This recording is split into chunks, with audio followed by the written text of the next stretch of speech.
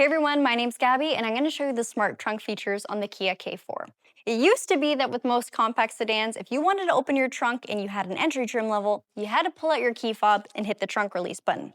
Something like this. Sorry for the delay. Or you had to go over to the driver's side and pull a lever. It's not the case anymore. So when it comes to our new smart trunk on the K4, we have two different ways of opening it, the regular way and the extra smart way. The regular way is by using our button located right on the trunk itself. And then as long as you have the key somewhere on you, so nearby in proximity, or the vehicle was already unlocked, you'll simply press this button and your trunk will open nice and easy. But the smarter way of doing it, well, I'll show you that too.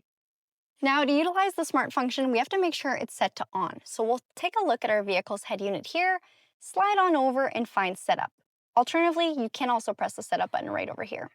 Once we're in the setup menu, we'll next go to vehicle and then we'll click on door. Under door, we should be able to scroll down and select smart trunk. This will open the trunk automatically when you approach the trunk with your smart key. So in other words, it makes your trunk a proximity style trunk without any buttons needing to be pressed at all.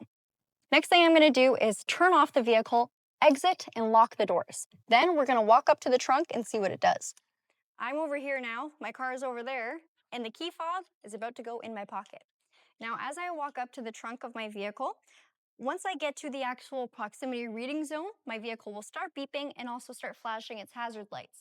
That means that it's sensing I'm in our range, which is right behind it, and it automatically opens up the trunk without me pressing any buttons or triggering any sensors. This is really handy if you're carrying a bunch of things, you don't want to put it down or reach for your key fob or the button itself, and you don't want to risk slipping on some ice kicking underneath the car.